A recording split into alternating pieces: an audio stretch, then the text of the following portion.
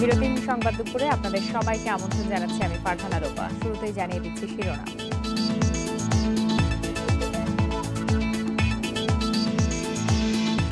বিশ্বে করোনায় মৃত্যু ছাড়ালো ৩০ লাখ। ভারতে একদিনে নতুন রোগী শনাক্তে আবার রেকর্ড। কুম্ভ মেলার ৩০ সাধুও আক্রান্ত।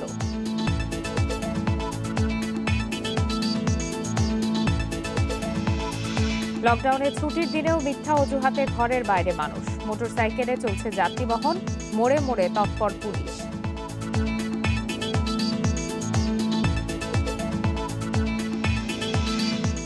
লকডাউনের অজুহাতে সবজির দাম বাড়ছে লাফিয়ে লাফিয়ে। চাল আলুতেও ঊর্ধ্বগতি, স্বাস্থ্যবিধি না মেনেই বেচা কেনা।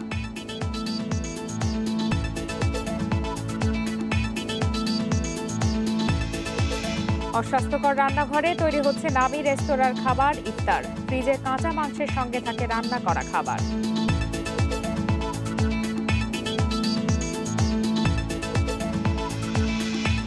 লোক ঠকানোই গোপালগঞ্জের 2 গ্রামের অর্ধেক মানুষের পেশা। প্রতারণার টাকায় সুরম্য বাড়ি গাড়ি, বিপুল সম্পদ।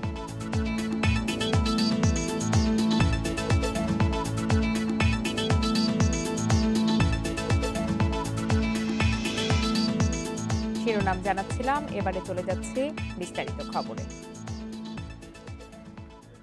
বিশ্বে করোনায় মোট প্রাণহানি ছাড়ালো 30 লাখ। এর মধ্যে একদিনেই মারা গেছে 13,800-র বেশি মানুষ। নতুন শনাক্ত হয়েছে 8 লাখের বেশি। এ নিয়ে এ পর্যন্ত আক্রান্তের সংখ্যা 13,97,00,000-এর বেশি। টানা কয়েকদিনের মতো একদিনে ফের সর্বোচ্চ মৃত্যু হয়েছে ব্রাজিলে। মারা গেছে 3,700-র বেশি মানুষ। দেশটিতে নতুন রোগী মিলেছে 80,000। যুক্তরাষ্ট্রে একদিনে প্রায় 900 মানুষের মৃত্যু হয়েছে। আক্রান্ত হয়েছেন আরও 74,000 মানুষ। এদিকে দেশটিতে প্রায় 30% প্রাপ্তবয়স্ক মানুষ ভ্যাকসিনের 2টো ডোজ পেয়েছে বলে জানিয়েছে centre for disease and control. সুইডেনে শুরু হয়েছে করোনার 3য় দফার সংক্রমণ। বিস্তার বাড়ায় দেখা দিয়েছে আইসিইউ সংকট। এদিকে বৃহস্পতিবার ইউরোপে করোনায় মোট মৃত্যু 10 লাখ ছাড়িয়েছে বলে জানিয়েছে বিশ্ব স্বাস্থ্য সংস্থা। এছাড়াও প্রতি সপ্তাহে 16 লাখ মানুষ এই মহাদেশে আক্রান্ত হচ্ছে বলে জানায় সংস্থাটি। এদিকে টিকা কর্মসূচিতে বিশ্বে 3য় অবস্থানে থাকা দেশ চিলিতে টিকা কার্যক্রম পুরো দমে চললেও নিয়ন্ত্রণে আসছে না করোনার সংক্রমণ। ইরানে বাড়ছে করোনার 4র্থ দফার সংক্রমণ। বৃহস্পতিবার 25,000-এর বেশি রোগী শনাক্ত হয়েছে দেশটিতে। করোনার ভ্যাকসিন পেয়েছে বেইজিংয়ের 1,20,00,000 বাসিন্দা।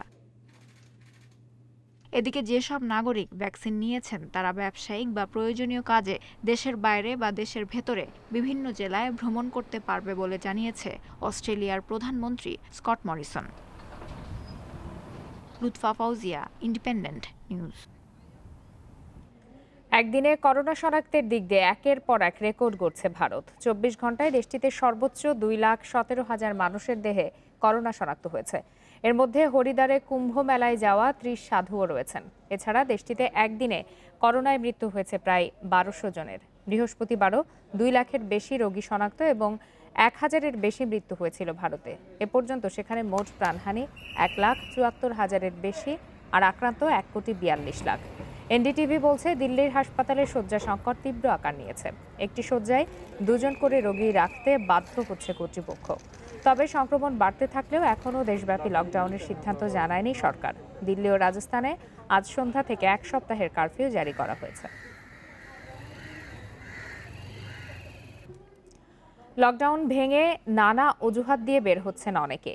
এদের মধ্যে বেশিরভাগই বলছেন হাসপাতালের কথা। পাশাপাশি কোনোভাবেই নিয়ন্ত্রণ করা যাচ্ছে না বাইক চালকদের। তারাও দিচ্ছেন নানা অজুহাত। কেউ কেউ আবার বের হয়েছেন যাত্রী নিয়ে। পুলিশ বলছে যারা উপযুক্ত কারণ দেখাতে পারছেন না তাদের আনা হচ্ছে আইনের আওতায়।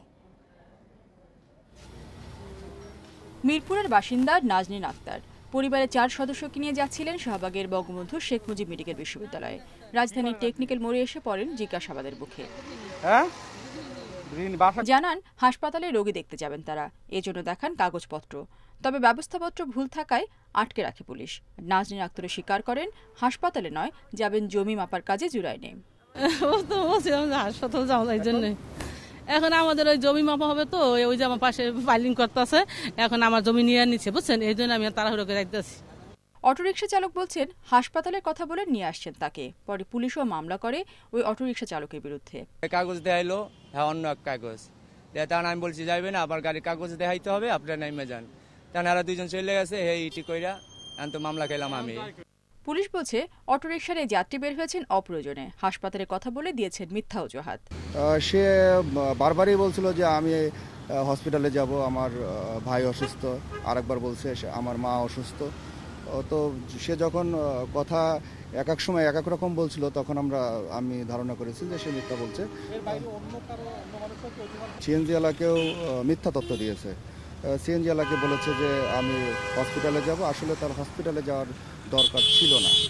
শুধু নাজনীন আক্তারই নন, এরকম মিথ্যা অজুহাত দিয়ে বের হয়েছেন অনেকে, যাদের সামাল দিতে হিমশিম খাচ্ছে পুলিশ।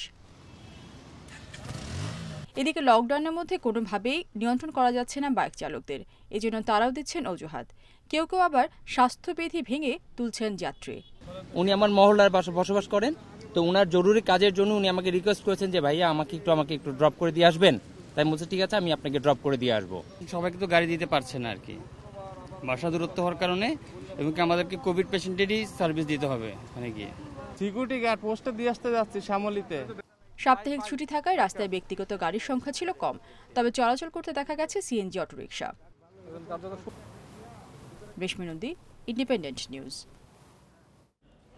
সর্বাত্মক লকডাউনের তৃতীয় দিনের পরিস্থিতি জানাতে এবারে যোগ দিয়েছেন সহকর্মীরা। শুরুতেই চলে যাচ্ছে রাজধানীর তেজগাঁওয়ে, সেখান থেকে যোগ দিয়েছেন সহকর্মী আল আমিন হোসেন।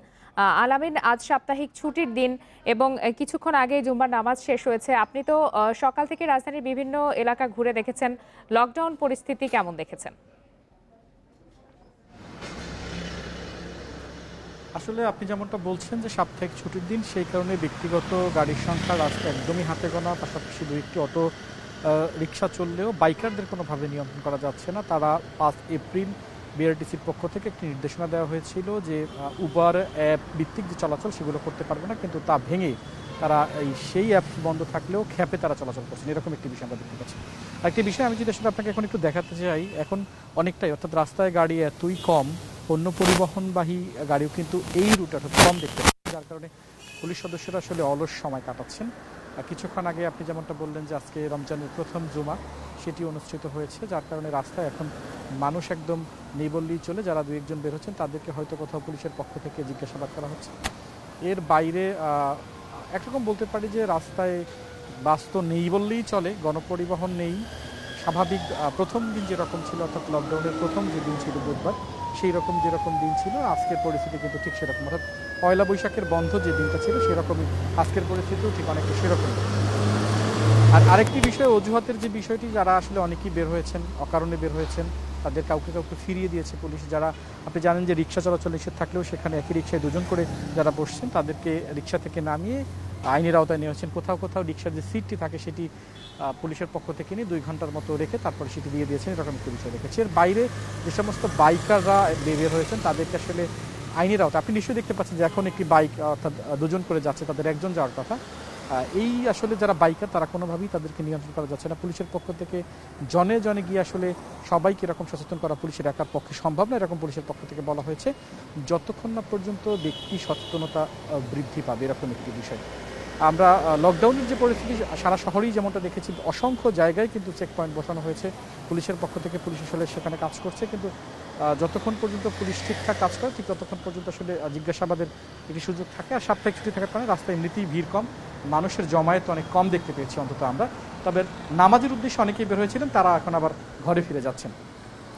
আলামিন, আপনি আমাদের সাথেই থাকুন। এবারে চলে যাচ্ছি গাজীপুরে, সেখান থেকে যোগ দিয়েছেন সহকর্মী আবুল হাসান। আবুল হাসান, আপনি তো রাজধানীর লকডাউন পরিস্থিতি সম্পর্কে জানছিলেন, গাজীপুরে আসলে কি অবস্থা, সেখানে মানুষ এবং যানবাহনের চলাচল কেমন এবং আইন শৃঙ্খলা বাহিনী সেখানে কতটা তৎপর? লকডাউনের তৃতীয় দিনে আজকে পুলিশের যে তল্লাশিটা সেটি আমি কড়াকড়ি দেখেছি। বিশেষ করে ঢাকা টাঙ্গাইল মহাসড়কের চন্দ্র পয়েন্টে কিন্তু হাইওয়ে পুলিশের পক্ষ থেকে চেকপোস্ট বসানো হয়েছিল এবং সেখানে বিভিন্ন যানবাহনের তল্লাশি করা হয়েছে, কাগজপত্র দেখা হয়েছে এবং যাদের মুভমেন্ট পাস রয়েছে তাদেরকে শুধুমাত্র যেতে দেওয়া হয়েছে এবং যাদের কাগজপত্র নেই বা জিজ্ঞাসাবাদে সঠিক তথ্য দিতে পারেনি তাদেরকে কিন্তু ফিরে গিয়েছে পুলিশ। আমি খোঁজ নিয়ে যেটি জানতে পেরেছি যে দুপুর 12টা নাগাদ সেখানে 45টা মতন গাড়ি কিন্তু হাইওয়ে পুলিশ ফেরত দিয়েছে এবং একই চিত্র কিন্তু ঢাকা ময়মনসিংহ মহাসড়কে এখানেও বেশ কড়াকড়ি রয়েছে পুলিশ এবং এখানেও তৎপরতা দেখিয়েছে তারা এবং এখানে যে দোকানপাট বিপণী বিতান এগুলো কিন্তু অধিকাংশ বন্ধ রয়েছে।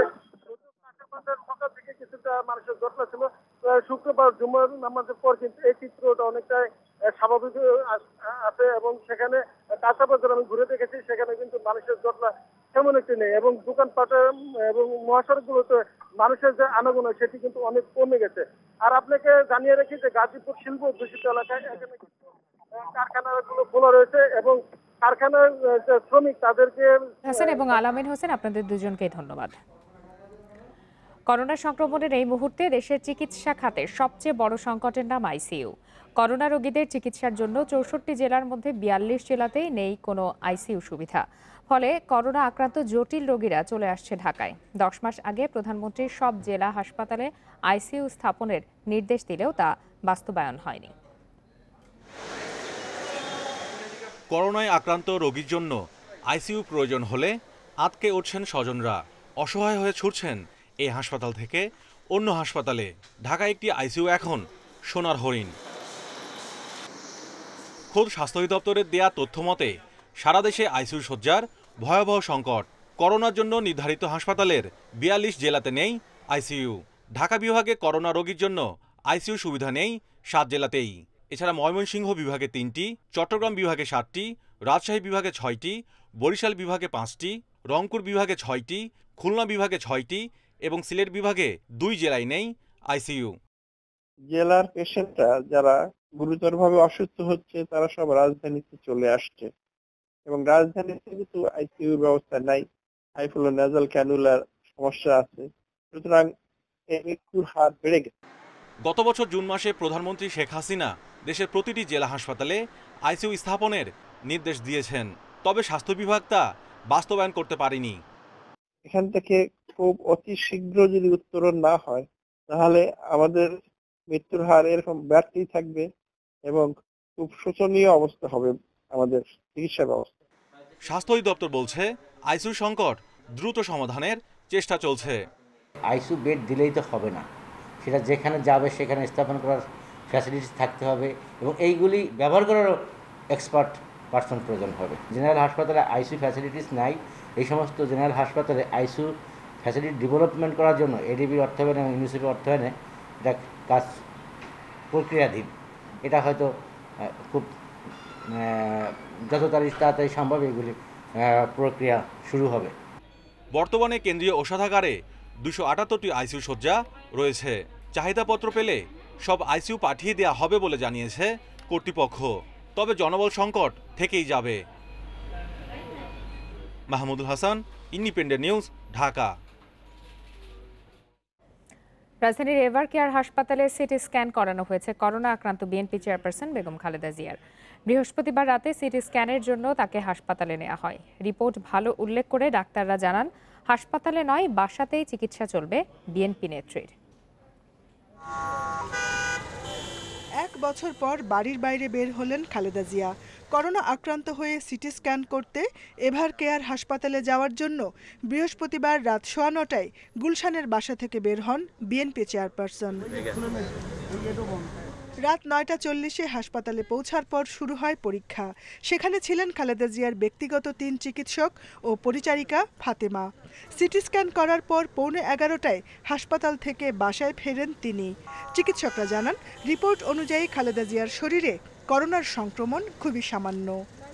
সিটি স্ক্যানের যে প্রভিশনাল রিপোর্ট সেটাও আমরা পেয়ে গেছি এবং আলহামদুলিল্লাহ আপনাদের মাধ্যমে আমরা সবাইকে জানাতে চাই যে এখন পর্যন্ত যে সিটির ফাইন্ডিংস আছে সেটাকে ক্লিনিক্যালি আমরা মনে করতে পারি যে এটি অত্যন্ত মিনিমাম।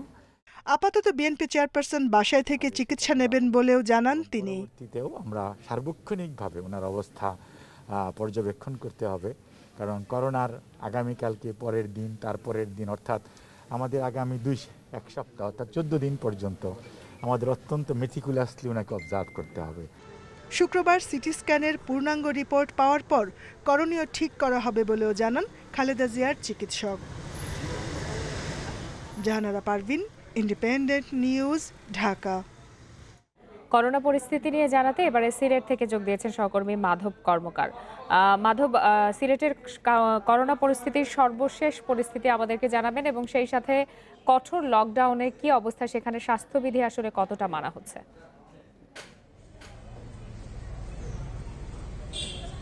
প্রথমে কঠোর লকডাউনের স্বাস্থ্যবিধি অনুসরণের কথা যদি বলে থাকি, সেটি হচ্ছে বাজারগুলোতে কোনোভাবেই সেটি মানা সম্ভব হচ্ছে না, কিন্তু রাস্তাঘাটে আসলে মানুষের এই মুহূর্তে চলাফেরা দেখছি অনেকেই মাস্ক ব্যবহার করছেন, সেই ব্যাপারটি নিশ্চিত করেছে প্রশাসন। আর এই মুহূর্তে রয়েছে আমি সিলেট শামসুদ্দিন আহমেদ হাসপাতালে। এই মূলত সিলেট মহানগরীর একমাত্র চিকিৎসা কেন্দ্র এটি, এবং বিগত 24 ঘন্টার তথ্য যদি আপনাদেরকে দেই, গত 24 ঘন্টায় সিলেট বিভাগে 79 জন করোনা শনাক্ত হয়েছেন, যার মধ্যে 67 জনই কিন্তু সিলেটের, বাকি যারা রয়েছেন তারা সুনামগঞ্জ এবং হবিগঞ্জের। একই সাথে এই হাসপাতালে চিকিৎসাধীন অবস্থায় রয়েছেন 79 জন, তার মধ্যে 12 জনই আইসিইউতে অবস্থান করছেন এবং বাকি যারা রয়েছেন তারা সাসপেক্টেড এবং তারা ওয়ার্ডে চিকিৎসাধীন রয়েছেন। কিছুক্ষণ আগে একজন রোগী এখানটায় ভর্তি হয়েছেন এবং তিনি সম্ভবত কোভিড পজিটিভ, এবং নিশ্চয়ই দেখতে পাচ্ছেন যে ওনার এখানে চিকিৎসাধীন অবস্থায় থাকার জন্য ওনার যে কিছু নিজস্ব জিনিসপত্র দরকার সেগুলো কিন্তু নিয়ে এসেছেন। তো মূলত এখানকার যদি পরিস্থিতি বলি, যে এখানে চিকিৎসা নিতে আসছেন প্রতিদিনই কি 2-1 জন আসছেন, তবে গত 24 ঘন্টা এখন পর্যন্ত বিভাগে কোনো মৃত্যুর সংখ্যা আমরা জানি না, কোনো মৃত্যুর ঘটনাও ঘটেনি।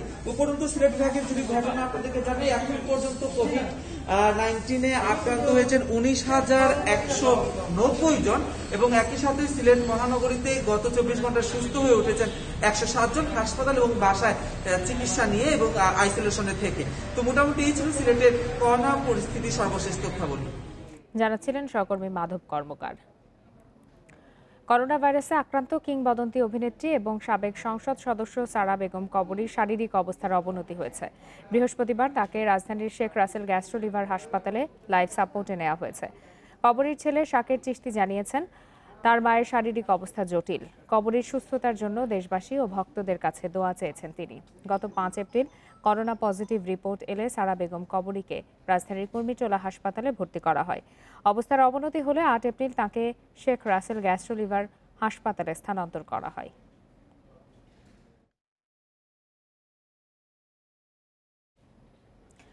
রমজানের চাহিদা বাড়ায় গত কয়েকদিন ধরে অস্থির সবজির বাজার, সেই সঙ্গে নিয়ন্ত্রণে নেই চালের দামও। এর মধ্যে আদা, পেঁয়াজ, আলু সহ বেড়েছে বেশ কিছু নিত্যপণ্যের দাম। এ অবস্থায় বাজার নিয়ন্ত্রণের দাবি জানিয়েছেন ক্রেতারা।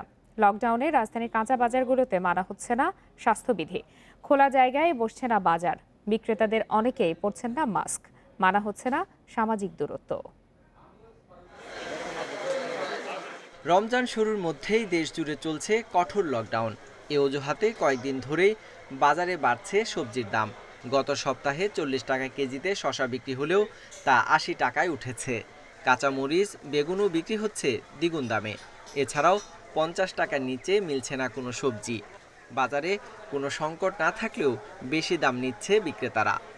2 সপ্তাহ আগে শসা ছিল 40 টাকা, 30 টাকা, বেগুন ছিল 40 টাকা, 40 টাকা, 45 টাকা ছিল, ডবলেরও বেশি হয়ে গেছে। সবজির দাম তো, শসার দাম তো আগে ছিল 40 থেকে 50 টাকা, এখন তো 80 টাকা। বেগুনের দাম তো এরকম সবকিছুই মোটামুটি বেশ ভালোই বাড়ছে। চালের বাজারে অস্থিরতার মধ্যে সপ্তাহের ব্যবধানে মিনিকেট, নাজিরশাল, 28 চালের দাম কেজিতে বেড়েছে 2 থেকে 4 টাকা পর্যন্ত। 28-এ বাড়ছে 2 টাকা, নাজিরশালে বাড়ছে 2 টাকা, পাইজাম ভালোটায় বাড়ছে 2 টাকা। লাল চাউল, নাজিরশাল, নর্মাল যেগুলো আছে এগুলোর দাম আগের মতোই আছে, এগুলো বেড়ে না। এদিকে আলু, পেঁয়াজ, ডাল, ছোলা, চিনি বিক্রি হচ্ছে 5 থেকে 10 টাকা বাড়তি দামে। এ অবস্থায় বাজার নিয়ন্ত্রণের দাবি ক্রেতাদের। পেঁয়াজ বিক্রি করতেছি 42 টাকা, 40 টাকা। আলু 20 টাকা, 18 টাকা বেচতেছি। আমরা যেটা দেখি বাইরের দেশের কালচারগুলো হচ্ছে রমজান উপলক্ষে জিনিসপত্রের দাম কমে, আমাদের ক্ষেত্রে কিন্তু এরকম নাই।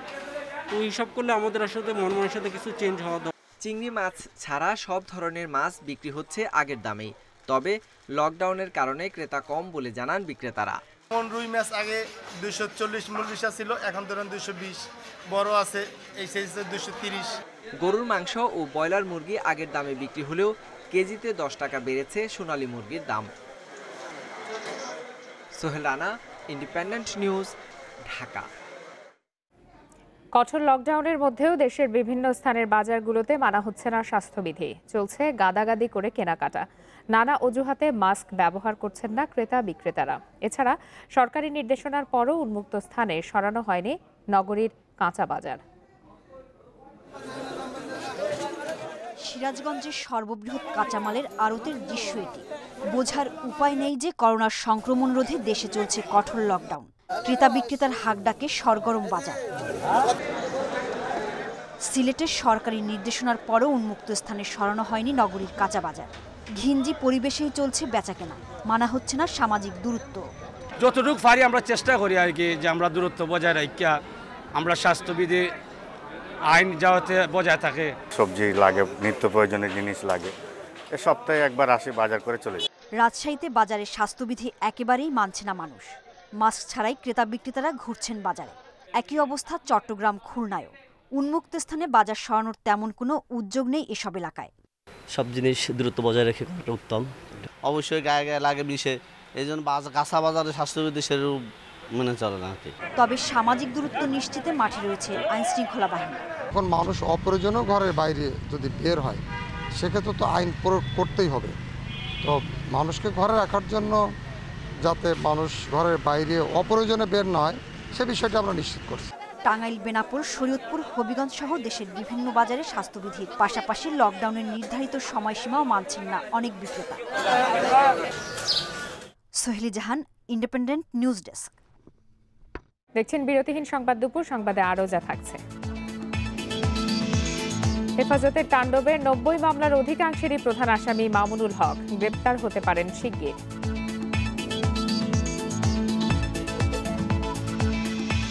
প্রবাসী কর্মীদের জন্য বিশেষ ফ্লাইট চালু হচ্ছে কাল। চলবে শুধু ঢাকা থেকে, যাওয়া যাবে সিঙ্গাপুর ও মধ্যপ্রাচ্যের 4 দেশে। নামি দামি রেস্তোরাঁতেও বিক্রি হচ্ছে অস্বাস্থ্যকর খাবার। পরিবেশন করা হচ্ছে বাসি পচা খাবারও। ফ্রিজে কাঁচা মাংসের সাথে রাখা হয়েছে রান্না করা খাবার। রাজধানীর 5টি রেস্তোরাঁ ঘুরে এই অনিয়ম চিত্র মিলেছে। এসব খাবার অতি স্বাস্থ্য ঝুঁকি তৈরি করছে বলছেন চিকিৎসকরা। এই রেস্টুরেন্টগুলোর বিরুদ্ধে অভিযান চালানোর ঘোষণা জেলা প্রশাসনের। মোহাম্মদপুরের গ্র্যান্ড প্রিন্স রেস্তোরাঁ। ইফতারে লোভনীয় সব খাবারের আয়োজন। দুপুরের পর থেকেই শুরু হয় জমজমাট বেচাকেনা।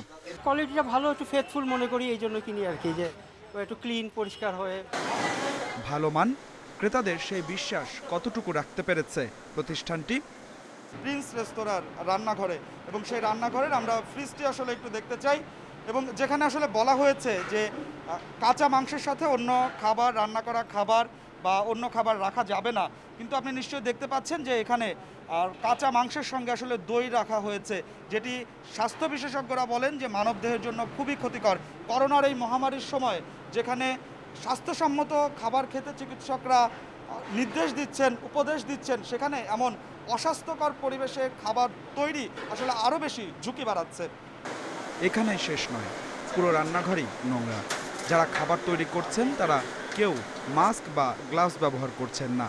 আগের দিনের বাড়তি খাবার নতুন করে ভাজা হচ্ছে। প্রতিটি ফ্রিজেই কাঁচা মাংসের সাথে রাখা হচ্ছে অন্য খাবার। প্রতিষ্ঠানটিকে 20,000 টাকা জরিমানা করে জেলা প্রশাসনের একজন নির্বাহী ম্যাজিস্ট্রেট। ফের এমন পরিবেশ পাওয়া গেলে হুঁশিয়ারি দিয়েছেন বন্ধ করে দেওয়ার। খাদ্য যে খাচ্ছি সেটি আসলে খাদ্যের নামে যে কুখাদ্য, এটি বলতে আমাদের কোনো দ্বিধা নেই। আমরা, আপনি জানেন, এটি বিশেষ একটি প্রিন্স রেস্টুরেন্টে গেলাম, সেখানে গিয়ে দেখলাম যে রান্না করা খাবারের সাথে তারা মানে আধা রান্না কাঁচা মাংসের সাথে রক্ত মিশ্রিত অবস্থায় রাখছেন, কিংবা দই যেটি কাঁচা, সেটি কাঁচা মাংসের সাথে রাখছেন। কিচেনের অবস্থা যাচ্ছে তাই। ফ্রিজের টেম্পারেচার 5 ডিগ্রি সেলসিয়াস থাকার কথা, তার কোনো বালাই নেই। মোহাম্মদপুরের আরেকটি রেস্টুরেন্ট আল বাগদাদ। শ্রমিকদের থাকার ঘরই প্রতিষ্ঠানটির রান্নাঘর। এখানকার পরিবেশও অস্বাস্থ্যকর। ফ্রিজে রেখে দেওয়া হয়েছে বেঁচে যাওয়া রান্না করা মাংস। রান্নার কাজে নিয়োজিতরা মানছেন না স্বাস্থ্যবিধি, দিচ্ছেন নানা অজুহাত। নোংরা এখন তো 3-4 দিন ধরে বন্ধ, স্টাফ কম। কাঁচা মাংসের সাথে রান্না করা মাংস কেন রাখা হয়েছে? এটা আমরা নিজেরা খাওয়ার জন্য রাখছি। রাজধানীর অনেক রেস্টুরেন্টেরই এমন চিত্র। সাজিয়ে গুছিয়ে বিক্রি করা হলেও রান্নাঘর পুরোই অস্বাস্থ্যকর। রোজায় এমন ইফতার স্বাস্থ্য ঝুঁকি বাড়াচ্ছে বলছেন চিকিৎসকেরা। Adilur Rahman, independent news, Dhaka. রংপুরের হারাগাছে মসজিদের জন্য তোলা চাঁদার কমিশন নিয়ে বিরোধের জেরে সংঘর্ষে একজন নিহত হয়েছেন, আহত হয়েছেন আরও অন্তত 4 জন। এ ঘটনায় 3 জনকে গ্রেপ্তার করেছে পুলিশ। হারাগাছ থানার ওসি রেজাউল করিম জানান, পৌরসভার জুম্মার পাড় জামে মসজিদের উন্নয়নের জন্য তোলা চাঁদার অর্থ থেকে আদায়কারীদের 25 ভাগ দেওয়ার সিদ্ধান্ত নেয় বর্তমান কমিটি। এ নিয়ে বর্তমান কমিটির দয়াল মিয়া ও আগের কমিটির আব্দুল বাড়ির সমর্থকদের মধ্যে বিরোধ দেখা দেয়। কদিন ধরে চলা উত্তেজনার জেরে বৃহস্পতিবার সন্ধ্যায় দুপক্ষের মধ্যে সংঘর্ষ হয়, এতে 5 জন আহত হন। এর মধ্যে নাজমুল আলম রংপুর মেডিকেল কলেজ হাসপাতালে চিকিৎসাধীন অবস্থায় মারা যান। শুক্রবার নিহতের পরিবারের পক্ষ থেকে হত্যা মামলা দায়ের করা হয়। এর মধ্যে পুলিশ আব্দুল বাড়ি ও তার ছেলে সহ 3 জনকে গ্রেপ্তার করেছে। এ ঘটনায় এলাকায় অতিরিক্ত পুলিশ মোতায়েন করা হয়েছে।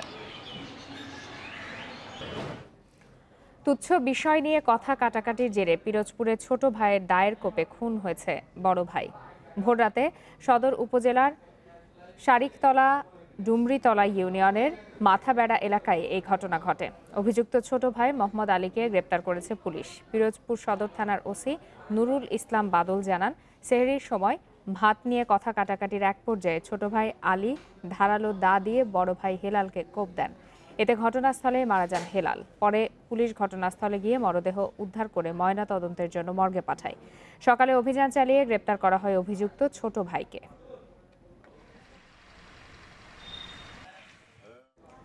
হেফাজতে সাম্প্রতিক তাণ্ডবে মামলা হয়েছে 90টি। 53,291 আসামির মধ্যে হেফাজতের 4 নেতা সহ 397 জন গ্রেপ্তার হয়েছে। ডিএমপি কমিশনার জানান, মামুনুল হকের বিরুদ্ধেও তথ্য নেওয়া হচ্ছে, শিগগিরই আইনের আওতায় আনা হবে। তিনি আরও জানান, 2013 সালে ডিএমপির তদন্তে থাকা 52 মামলার চার্জশিট দেয়া হবে 1 মাসের মধ্যে। 26 মার্চ বাইতুল মোকাররমে তাণ্ডব চালায় হেফাজত। এ ঘটনায় 12টি মামলা হয়েছে পল্টন ও মতিঝিল থানায়। আসামি করা হয়েছে 9,951 জনকে, গ্রেপ্তার হয়েছেন 50 জন। এর পরপরই হেফাজতের কর্মীরা রাস্তায় নামে চট্টগ্রামের হাটহাজারীতে, মসজিদে মাইকিং করে ব্রাহ্মণবাড়িয়ায় ধ্বংসযজ্ঞ চালায় হেফাজত। আর 28 মার্চ ডাকা হরতালে ভাঙচুর, অগ্নিসংযোগ চালায় নারায়ণগঞ্জে। এসব ঘটনায় মামলা হয়েছে 78টি। আসামি করা হয়েছে 43,000-এর বেশি, গ্রেপ্তার হয়েছেন 347 জন। এর বেশ কিছু মামলাতে প্রধান আসামি করা হয়েছে হেফাজতের যুগ্ম মহাসচিব মামুনুল হককে। ডিএমপি কমিশনার বলছেন, তথ্য সংগ্রহ শেষে তাকেও আইনের আওতায় আনা হবে। কিন্তু এই মারামারির সময় ঘটনাস্থলে ছিলেন না, ফলে উনি পিছন থেকে কি করেছেন, তার যে সহযোগী যেগুলো আছে সেগুলোকে আমরা গ্রেপ্তার করেছি, রিমান্ডে আনা হচ্ছে। তাদের জিজ্ঞাসাবাদ করে তার সম্পৃক্ততা প্রমাণ করতে পারলে অবশ্যই তাকে গ্রেপ্তার করা হবে। এদিকে 2013 সালে শাপলা চত্বরে হেফাজতের তাণ্ডবের 52 মামলার তদন্ত আবারও জোরে সোরে শুরু হয়েছে। এসব মামলায় হেফাজতের সাংগঠনিক সম্পাদক ও সহকারী মহাসচিব সহ 4 নেতা গ্রেপ্তার হয়েছেন। 13 সালের যে মামলাগুলো ছিল সেগুলো আবার তদন্ত খুব জোরে সোরে শুরু হয়েছে এবং আমরা আশা করছি 1 মাস থেকে 1.5 মাসের ভিতরে সমস্ত মামলায় মামলার সাক্ষ্য প্রমাণের ভিত্তিতে যেটি চার্জশিট দেওয়ার মতো সেটি চার্জশিট দেওয়া হবে, আর যেটি সাক্ষ্য প্রমাণ পাওয়া যাবে না সেটি অন্যভাবে নিষ্পত্তি করা হবে। তবে গ্রেপ্তার বন্ধ না হলে কঠোর আন্দোলনের হুঁশিয়ারি হেফাজতের। গণহারে গ্রেপ্তার করা হচ্ছে, এটা অত্যন্ত দুঃখজনক। আমরা হেফাজতে ইসলাম একবারে এত নিরহ নয় যে আমরা কোনো কর্মসূচি দিতে পারবো না। এই অবস্থা যদি হইতেই থাকে, আমাদের পিঠ যদি দেওয়ালে ঠেকে যায়, তাহলে অবশ্যই আমরা কঠোর কর্মসূচি দিতে বাধ্য হব। হেফাজতের মতো সংগঠনকে ছাড় দিলে পরিস্থিতি ভয়াবহ হবে বলে সতর্ক করেছেন অপরাধ বিশ্লেষকেরা। Masudur Rahman, independent news, Dhaka. গোপালগঞ্জের মুকসুদপুর উপজেলার মোচনা ইউনিয়নের বিশেষ 2টি গ্রাম আইকদিয়া, পাইকদিয়া। এই গ্রাম দুটির অধিকাংশ মানুষের পেশাই নাকি মানুষ ঠকানো। মানুষ ঠকানোর এ কাজকে স্থানীয়রা বলে চোট দেয়া, আর সংঘবদ্ধ এই চক্রকে বলা হয় চোট পার্টি। এই মানুষ ঠকানো অর্থ দিয়ে অনেকেই গড়ে তুলেছে সুরম্য বাড়ি, গাড়ি সহ বিপুল সম্পদ। কেরামত আলী অল্প দিনে বেশি লাভের আশায় জীবনের সব সঞ্চয় তুলে দিয়েছেন কয়েকদিনের চেনাজানা এক রিকশা চালকের হাতে। বিনিময়ে পাওয়ার কথা ছিল 86 লাখ টাকার বৈদেশিক মুদ্রা, কিন্তু তিনি যে ততক্ষণে প্রতারণার ফাঁদে আটকে গেছেন তা বিন্দু পরিমাণও টের পাননি। সে আমাকে বলে যে $100 8টি বান্ডিল আছে, যার বাজার মূল্য বাংলাদেশি প্রায় 86 লাখ টাকা। আমি যদি তাকে 20 লাখ টাকা দেই, সে আমাকে পুরো ডলারটাই দিয়ে দিবে। কেরামত আলীর মতো এই ব্যক্তিও একই প্রতারণার শিকার, তবে ঘটনা কিছুটা ভিন্ন। সীমান্ত পিলারের গল্প শুনিয়ে তার কাছ থেকে চক্রটি হাতিয়ে নিয়েছে 12 লাখ টাকা। আমি এত বোকা হব কল্পনাও করিনি। সে বলেছিল এই ম্যাগনেট পিলারের দাম কোটি কোটি টাকা। এই দুই ব্যক্তি যে প্রতারক দলের শিকার, তাদের বাড়ি গোপালগঞ্জের মুকসুদপুরের আইকদিয়া পাইকদিয়া গ্রামে। গ্রাম দুটির 50% মানুষই কোনো না কোনো প্রতারণার সাথে জড়িত। প্রতারণার অর্থে গ্রামে গড়ে তোলা হয়েছে আলিশান অট্টালিকা। এই প্রতারণা সেটা অনেক সময় ডলার দেখিয়ে করে, স্বর্ণের লোভ দেখিয়ে করে, অনেক সময় ম্যাগনেটের কথা বলে। এরকম চক্রের এক একজনের বিরুদ্ধে 4টা 5টা 7টা 10টা ওয়ারেন্টও আছে। আপনি গেলে দেখতে পাবেন যে তাদের বাড়িতে সুরম্য অট্টালিকা। আইন শৃঙ্খলা বাহিনী বলছে দেশের চোটপাটিগুলোর বেশিরভাগেরই বাড়ি এই উপজেলায়।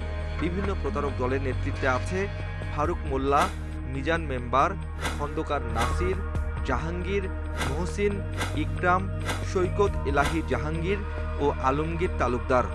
এখানে বোধহয় আমাদের প্যানেল প্রভিশনটা একটু বাড়াতে হবে, প্লাস এটাকে নন বেইলেবল করতে হবে, নাহলে আমাদের যে অনেকেই এই সহজ সরল লোকগুলোকে প্রতারণা করছে। আইন শৃঙ্খলা বাহিনীর অভিযান বাড়ানোর পাশাপাশি নিজেদের লোভ সংবরণ করা বেশি জরুরি বলে মনে করেন সিআইডি প্রধান। Abdullah Rafi, independent news, Dhaka. এ নিয়ে বিস্তারিত থাকছে আজ রাত 9:30টায় ইন্ডিপেন্ডেন্ট টেলিভিশনের অনুসন্ধানী অনুষ্ঠান তালাশে। সবাইকে দেখার আমন্ত্রণ রইল। চলে যাচ্ছে পরের প্রসঙ্গে। আগামীকাল থেকে প্রবাসী কর্মীদের জন্য চালু হচ্ছে বিশেষ ফ্লাইট। সিঙ্গাপুর ছাড়াও যাওয়া যাবে মধ্যপ্রাচ্যের 4টি দেশে। বেসামরিক বিমান চলাচল কর্তৃপক্ষের চেয়ারম্যান জানান, ভ্রমণকারীর সাথে অবশ্যই করোনা নেগেটিভ সনদ থাকতে হবে। বৃহস্পতিবার রাতে আন্তঃ মন্ত্রণালয়ের এক অনলাইন বৈঠকে এই সিদ্ধান্ত নেওয়া হয়। করোনার দ্বিতীয় ঢেউ মোকাবিলায় আবারও লকডাউন দেয় সরকার। বন্ধ করা হয় অভ্যন্তরীণ ও আন্তর্জাতিক বিমান চলাচল, ফলে আটকা পড়েন অনেক প্রবাসী শ্রমিক। বেসরকারি বিমান চলাচল কর্তৃপক্ষের চেয়ারম্যান জানান, শনিবার থেকে সিঙ্গাপুর, সৌদি আরব, সংযুক্ত আরব আমিরাত, ওমান ও কাতারে চালু হচ্ছে বিশেষ ফ্লাইট। 17 তারিখের থেকে এই 5টা দেশে স্পেশাল ফ্লাইট গুলোর মাধ্যমে আমাদের যারা চাকরির সন্ধানে যাচ্ছিলেন তারা যেতে পারবেন। আমরা এগুলোকে যে নর্মাল শিডিউলের যে ফ্লাইট গুলো ছিল এগুলোকে আমরা তাদের আবেদনের প্রেক্ষিতে আমরা স্পেশাল ফ্লাইট করে দিচ্ছি, যাতে কোভিড এর লকডাউনের কারণে তো আমাদের নর্মাল ফ্লাইট বন্ধ। তিনি জানান, ফ্লাইট পরিচালনা করা হবে শুধু ঢাকা থেকেই। 20 এপ্রিলের মধ্যে 100 ফ্লাইট পরিচালনা করা হবে বলেও জানান তিনি। ওইসব দেশ থেকে যারা আসবেন, যদি আমরা ডিসকারেজ করছি এখন, কারণ আমাদের দেশের পরিস্থিতির কারণে, বাট যারা একান্তই আসতে হবে তাদেরকে পিসিআর টেস্ট নেগেটিভ এবং কোয়ারেন্টাইন ফ্যাসিলিটিস কনফার্ম করে এসে ঢাকাতে 14 দিন ইনস্টিটিউশনাল কোয়ারেন্টাইন থাকতে হবে। পরিস্থিতি বিবেচনা করে পরবর্তী সিদ্ধান্ত নেওয়া হবে বলেও জানান বেবি চক chairman. Sajjad Hossain, independent news, Dhaka. Gas সংকটে ভুগছেন নরসিংদীর আবাসিক এলাকার বাসিন্দারা। প্রায় 4 মাস ধরে ঠিকমতো গ্যাস সরবরাহ না পাওয়ায় বিকল্প ব্যবস্থায় কাজ চালাচ্ছেন তারা। তিতাস গ্যাস কর্তৃপক্ষের কাছে বারবার অভিযোগ জানিয়েও প্রতিকার না পেয়ে ক্ষুব্ধ নরসিংদীবাসী। 5 বছর ধরে প্রতি শীত মৌসুমে গ্যাসের চাপ কমে যায় নরসিংদী শহরে। এ ভোগান্তি চলে অন্তত 3 মাস। সাধারণত গ্রীষ্মের শুরুতে পরিস্থিতি স্বাভাবিক হলেও এবার ভোগান্তি কমেনি। শহরের ভেলানগর, বিলাসতী, সাটিরপাড়া সহ বিভিন্ন এলাকায় প্রায় সারাদিনই থাকে না গ্যাসের চাপ। তাই বাধ্য হয়ে সিলিন্ডার গ্যাস, কাঠসহ বিকল্প জ্বালানির জন্য বাড়তি অর্থ গুনতে হচ্ছে গ্রাহকদের। তিতাস গ্যাস কর্তৃপক্ষের কাছে বারবার অভিযোগ করলেও কোনো ব্যবস্থা নেওয়া হয়নি বলে অভিযোগ ভুক্তভোগীদের। সরকার তো আমাদের কাছ থেকে বিলটা ঠিকই নিতেছে, কিন্তু আমরা সেই সন্ধ্যার পরে কারেন্ট গ্যাস আসে, তাও আধা ঘন্টা 1 ঘন্টা। সেই লাকড়িতে রান্না করে ধোয়া মোয়া দিয়ে আমার চোখে সমস্যা হয়ে গেছে। ভোর 5টা পর থেকে গ্যাস একবারে কমতে থাকে, 6টার পরে গ্যাস থাকেই না। দুপুর বেলাও মনে করেন চুলা ধরানোই যায় না। অনেকবার অফিসে গেছি, অফিসে বলা হয়েছে তেমন কোনো ইয়ে নাই, বলে দরখাস্ত দিলে হবে কি, দরখাস্ত দিয়ে তদবির করবে না, কাজ করবে না। বাখরাবাদ সিদ্ধিরগঞ্জ গ্যাস সঞ্চালন লাইনের সংস্কার কাজের জন্য এই ভোগান্তি উল্লেখ করে কর্তৃপক্ষ বলছে, কাজ শেষ হলে ভোগান্তি অনেকটাই কমে আসবে।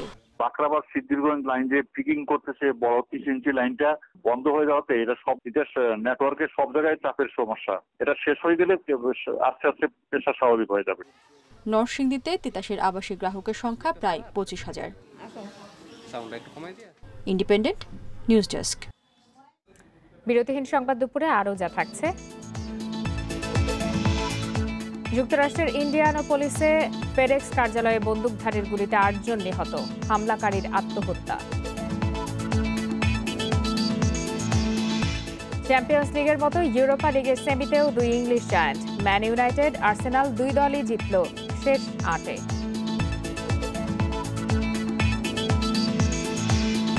মিয়ানমারের সেনা অভ্যুত্থানের প্রতিবাদে চলছে নীরব ধর্মঘট। আজকের এই ধর্মঘটে জান্তা বিরোধী বিক্ষোভে নিহত 7 শতাধিক মানুষের প্রতি বাড়িতে বসে শোক জানাতে বলেছে আন্দোলনকারীরা। এছাড়া ঘর থেকে বের হলে কালো কাপড় পরার আহ্বান জানানো হয়েছে বলে জানিয়েছে বার্তা সংস্থা রয়টার্স।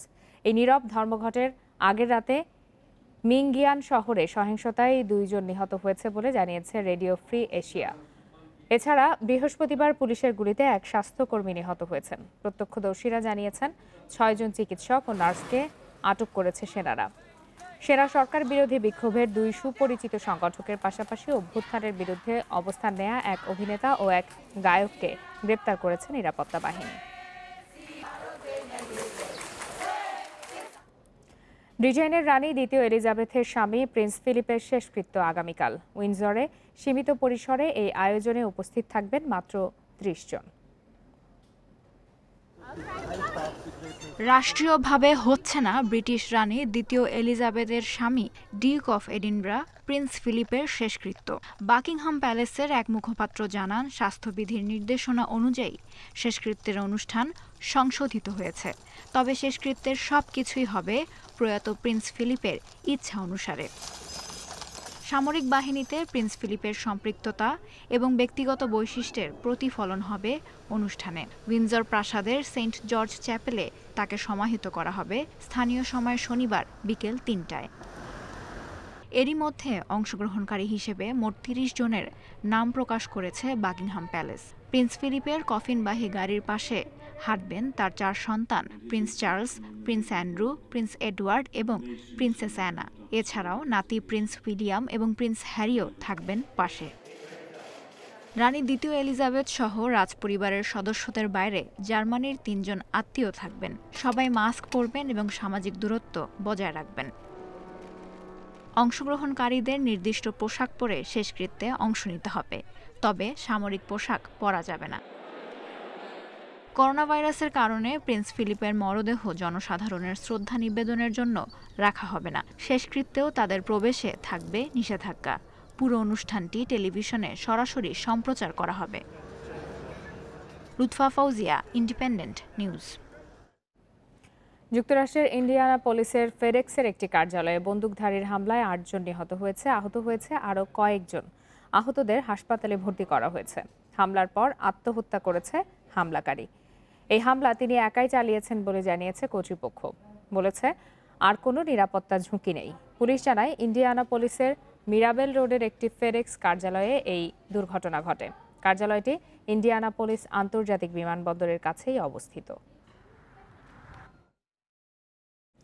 আফগানিস্তান ইস্যুতে তালেবান এবং যুক্তরাষ্ট্র দুপক্ষকেই মদদ দিয়েছে পাকিস্তান, এমন অভিযোগ করেছেন মার্কিন সিনেটর জ্যাক রিড। দেশটি থেকে 11 সেপ্টেম্বরের মধ্যে সব মার্কিন সেনা প্রত্যাহারের ঘোষণার একদিন পর এ মন্তব্য করেন তিনি। রিডের অভিযোগ, পাকিস্তান একদিকে যেমন আফগানিস্তানের তালেবানকে সরাসরি সহায়তা দিয়েছে, অন্যদিকে সন্ত্রাস দমনে যুক্তরাষ্ট্রের অভিযানকেও সমর্থন দিয়েছে। সাম্প্রতিক এক গবেষণার বরাত দিয়ে এই মার্কিন সিনেটর বলেন, পাকিস্তানের গোয়েন্দা সংস্থা আইএসআইয়ের প্রত্যক্ষ সহায়তায় তালেবান দেশটিতে নিরাপদ আশ্রয় পেয়েছে। তালেবানের এই অভয়ারণ্য ধ্বংস করতে না পারা যুক্তরাষ্ট্রের সবচেয়ে বড় ব্যর্থতা ছিল বলে মনে করেন জ্যাক রিড। আর এজন্যই আফগানিস্তানে কাঙ্ক্ষিত সাফল্য পায়নি যুক্তরাষ্ট্র। রাশিয়ার বিরুদ্ধে সাইবার হামলা ও যুক্তরাষ্ট্রের 2020 সালের প্রেসিডেন্ট নির্বাচনে হস্তক্ষেপের অভিযোগে একাধিক প্রতিষ্ঠান ও ব্যক্তির ওপর নিষেধাজ্ঞা দিয়েছে যুক্তরাষ্ট্র। বৃহস্পতিবার প্রেসিডেন্ট জো বাইডেনের স্বাক্ষর করা এই সংক্রান্ত একটি নির্বাহী আদেশ প্রকাশ করেছে হোয়াইট হাউস। এতে বলা হয়, রাশিয়ার সরকার থেকে ঋণ নিয়ে ব্যবসা করা মার্কিন ব্যাংকগুলোর ওপর নিষেধাজ্ঞা বৃদ্ধি সহ গুপ্তচর বৃত্তির অভিযোগে 10 রুশ কূটনীতিককে বহিষ্কার করেছে ওয়াশিংটন। এছাড়াও 2020 সালে নির্বাচনে হস্তক্ষেপের অভিযোগে আরও 32 রুশ নাগরিকের ওপর নিষেধাজ্ঞা আরোপ করেছে দেশটি। এদিকে নিষেধাজ্ঞার প্রতিক্রিয়া হিসাবে রাশিয়ায় নিযুক্ত মার্কিন রাষ্ট্রদূতকে তলব করেছে ক্রেমলিন। এর ফলে দুই দেশের শীর্ষ নেতাদের বৈঠকের সম্ভাবনা আরও কমে যাবে বলেও হুঁশিয়ারি দেয় রুশ পররাষ্ট্র মন্ত্রণালয়। চ্যাম্পিয়ন্স লিগের মতো ইউরোপা লিগের সেমিফাইনালেও উঠল দুই ইংলিশ জায়ান্ট। গ্রানাদাকে হারিয়ে শেষ চারে ম্যানচেস্টার ইউনাইটেড, যেখানে প্রতিপক্ষ রোমা, আর স্লাভিয়া প্রাগকে বিদায় করে শিরোপার আরও কাছে আর্সেনাল। দ্বিতীয় সেমিতে গানারদের লড়াই ভিয়ারিয়ালের বিপক্ষে। প্রথম লেগে 2-0 গোলে জয়ের আত্মবিশ্বাস সঙ্গী করে ওল্ড ট্রাফোর্ডে গ্রানাদার পরীক্ষায় ম্যান ইউনাইটেড। পগবা কাভানির জুটিতে শুরুতেই ডেডলক ভাঙে রেড ডেভিলস। উৎসবের উপলক্ষ করে দেন কাভানি। ইউরোপিয়ান কম্পিটিশনের সবশেষ 11 ম্যাচে এ নিয়ে 12 গোল করলেন এই উরুগুয়ান স্ট্রাইকার। মাঝে সুযোগ নষ্টের গল্প, নিশানাবাজিতে ব্যর্থ ব্রুনো ফার্নান্দেস, ম্যাসন গ্রিনউড। ম্যাচের ইনজুরি টাইমে গ্রানাদা আত্মঘাতী গোল উপহার দিলে জয়ের ব্যবধান বাড়ে রেড ডেভিলদের। এ নিয়ে 18তম বারের মতো শেষ চারে ম্যান ইউনাইটেড। 3 বছরের শিরোপা খরা ঘুচানোর সুযোগ সুলশিয়ারের শিষ্যদের। তবে শিরোপা জয়ের স্বপ্ন বাস্তব করতে রোমা পরীক্ষা পাশ করতে হবে রেড ডেভিলদের। শেষ চার নিশ্চিত হয় আমরা উচ্ছ্বসিত। এবার রোমা বাধা পার করতে পারলেই ফাইনাল। ছেলেদের মধ্যে জয়ের ক্ষুধা আছে, আর এটাই আমাদের অনুপ্রেরণা। উৎসবের রাত কাটিয়েছে আরেক ইংলিশ জায়ান্ট আর্সেনাল। প্রথম লেগে 1-1 গোলের জয়ের অস্বস্তি থাকলেও গোল উৎসব করে দশমবারের মতো সেমিতে গানাররা। স্লাভিয়া প্রাগের মাঠে গোল বন্যার শুরুটা করেন নিকোলাস পেপে। পরে লাকাজেতের জোড়া গোলে বড় হয় স্কোর লাইন, আর মাঝে আলো কাড়েন বুকায়ো সাকা। ছেলেদের লড়াকু মানসিকতায় জয় এসেছে। সামনের ম্যাচেও ছন্দ ধরে রাখতে হবে, তাহলেই শিরোপার আরো কাছে যেতে পারবো আমরা। 29 এপ্রিল সেমিফাইনালের প্রথম লেগে ম্যান ইউনাইটেডের বিপক্ষে লড়বে রোমা। একই দিনে দ্বিতীয় সেমিতে আর্সেনালের challenge Villarreal. Mohammad Nazim, independent news. English premier লিগে জয়ে ফেরার লক্ষ্যে রাতে মাঠে নামছে টটেনহ্যাম। রাত 1টায় এভারটনের চ্যালেঞ্জ নেবে স্পার্স। সবশেষ 2 ম্যাচে হার ও ড্রয়ে ছন্দহীন টটেনহ্যাম। জোজে মরিনিওর অধীনে মৌসুমের শুরুটা ভালো করলেও পথ হারিয়েছে শেষ দিকে। পয়েন্ট টেবিলের শেষ 4-এ থাকা নিশ্চিতে বাকি ম্যাচগুলোতে জয়ের বিকল্প নেই স্পার্সের। এভারটনের বিপক্ষে জিওভানি লো সেলসো, এরিক ডায়ারকে পাচ্ছে না টটেনহ্যাম। তবে শুরুর একাদশে ফিরছেন সন হিউং মিন, হ্যারি কেইন। বিপরীতে পূর্ণ শক্তির দল নিয়ে নামছে এভারটন। ফেরার অপেক্ষায় আন্দ্রে গোমেজ ও জর্ডান পিকফোর্ড। সবশেষ 5 দেখায় দাপট দেখিয়েছে আনচেলত্তির দল। 1 হার 2 ড্রয়ের বিপরীতে 2 জয় আছে এভারটনের। এএফসি কাপে প্লে অফের প্রথম ম্যাচের ভেন্যু ও তারিখ নিয়ে জটিলতা কাটেনি আবাহনীর। ভার্চুয়াল সভায় আসেনি কোনো সিদ্ধান্ত। 25 এপ্রিল ভারতে খেলার প্রস্তাব দিয়েছে আবাহনী। সম্ভব না হলে আগামী মাসে মূল টুর্নামেন্টের আগে ম্যাচ আয়োজনের পরিকল্পনা এএফসির।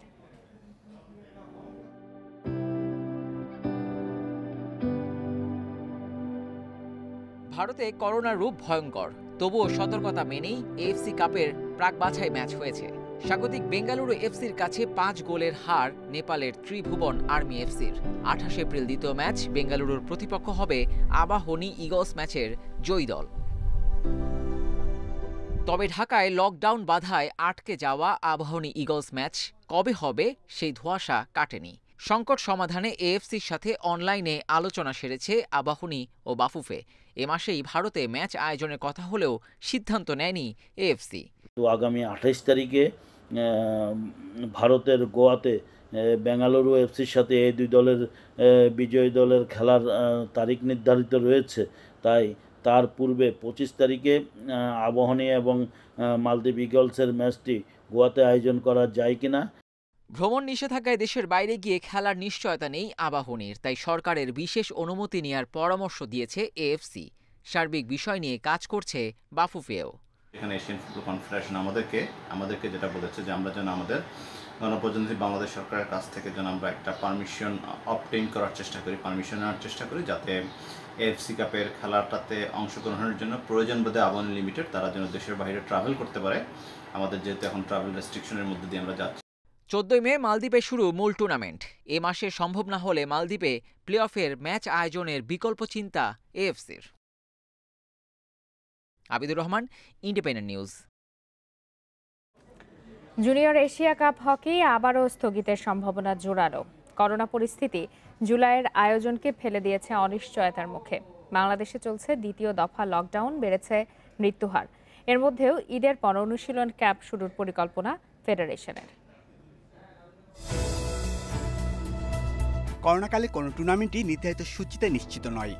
জুনিয়র এশিয়া কাপ হকির ভবিষ্যৎ ঘুরপাক খাচ্ছে শঙ্কার দোলাচলে। আগেও আসর উপলক্ষে প্রস্তুতি ক্যাম্প করেছিল বাংলাদেশ দল, কিন্তু সেটা দীর্ঘস্থায়ী হয়নি। দফায় দফায় পিছিয়ে জুনিয়র এশিয়া কাপ হওয়ার কথা জুলাইয়ে, কিন্তু করোনা পরিস্থিতি যেদিকে এগোচ্ছে তাতে মুজিব বর্ষে বিশেষ এই আয়োজন নিয়ে শঙ্কা জোরালো। আবারও সেটা স্থগিতের সম্ভাবনাও, উড়িয়ে দেওয়ার উপায় নেই। আমরা আশা করি আমাদের এই কোভিড পরিস্থিতি যদি একটু স্বাভাবিক হয়, ইনশাআল্লাহ আমরা এই টুর্নামেন্ট করতে পারবো।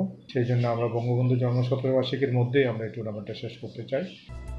এশিয়া কাপ আবারও স্থগিতের শঙ্কা থাকলেও প্রস্তুতিতে ঘাটতি রাখতে চায় না বাংলাদেশ হকি ফেডারেশন। সে লক্ষ্যে ঈদের পরই ক্যাম্প শুরুর পরিকল্পনা আছে। এই টুর্নামেন্ট লক্ষ্যে আমরা আগামী ঈদের পরে আমাদের অনুশীলন শুরু করব। সব কিছু নির্ভর করবে কোভিড সিচুয়েশনের উপরেই। তারপরে আমাদের প্রত্যাশা আছে আমরা ঈদের পরে এই টুর্নামেন্টের জন্য আমাদের অনুশীলন শুরু করতে পারবো। 10 জাতির এই টুর্নামেন্টে ভারত পাকিস্তানের সাথে এই গ্রুপে খেলবে বাংলাদেশ। গ্রুপের বাকি 2 দল দক্ষিণ কোরিয়া ও Chinese Taipei. Shamim Ahmed, independent news. যুদ্ধবিধ্বস্ত আফগানিস্তানে এখন সবচেয়ে বড় বিনোদন ঘুড়ি ওড়ানো। তালেবান আমলে দেশটিতে নিষিদ্ধ ছিল শত বছরের এই ঐতিহ্য। গত 2 দশকের রক্তক্ষয়ী যুদ্ধের দুঃসহ স্মৃতি ভুলতে ঘুড়িকেই বেছে নিয়েছে এখানকার মানুষ। 20 বছরের গৃহযুদ্ধ, জঙ্গি তৎপরতা আর অর্থনৈতিক মন্দায় জর্জরিত আফগানিস্তান জুটেছে 2020 সালে বিশ্বের সবচেয়ে অসুখী দেশের তকমাও। আকাশে ওরা রং বেরঙের এসব ঘুড়ি দেখে বোঝার উপায় নেই দেশটিতে এখনও যুদ্ধ পরিস্থিতি। রাজধানী কাবুলের উপকণ্ঠে হজনবী পাহাড়ে চলছে এই অনানুষ্ঠানিক ঘুড়ি উৎসব, যেখানে ঘুড়ি উড়াতে এসেছেন বিভিন্ন এলাকার কয়েকশো মানুষ। সঙ্গী হয়েছে পরিবার। ঘুড়ি ওড়ানো দারুণ অভিজ্ঞতা। এটি আমাদের যুদ্ধ সংঘাত, প্রিয়জন হারানোর কষ্ট ভুলে ভালো সময় কাটাতে সাহায্য করে। আফগানিস্তানে ঘুড়ি ওড়ানোর ঐতিহ্য 100 বছরেরও বেশি পুরনো। ঘুড়ি সেখানে পরিবর্তনের প্রতীক, তবে নিষিদ্ধ ছিল তালেবান শাসনামলে। সম্প্রতি আবারও শুরু হয়েছে ঘুড়ি ওড়ানোর সংস্কৃতি। রং বেরঙের ঘুড়ি, সাজানো নাটায় আমাদের অনেক আনন্দ দেয়। এখানে সব বয়সী মানুষই ঘুড়ি ওড়াতে পছন্দ করে। কাবুলের বাসিন্দাদের জন্য এটি এখন সবচেয়ে বড় বিনোদন। প্রতি সপ্তাহে ছুটির দিনে এই পাহাড়ে ঘুড়ি ওড়াতে ভিড় জমান নানা বয়সী মানুষ। বসন্ত ও শরৎকালেই সবচেয়ে বেশি ঘুড়ি ওড়ে এখানকার আকাশে। খরচ কম বলে সব শ্রেণীর মানুষই ওড়াতে পারে ঘুড়ি, মেতে উঠতে পারে আনন্দে। আশরাফ শুভ, ইন্ডিপেন্ডেন্ট নিউজ। আর এই ছিল আজকের বিরতিহীন 1 ঘন্টার সংবাদ দুপুরে। ইন্ডিপেন্ডেন্ট টেলিভিশনের সব খবরের আরো বিস্তারিত জানতে চোখ রাখুন ফেসবুক, ইউটিউব আর টুইটারে। ধন্যবাদ এতক্ষণ সাথে থাকার জন্য।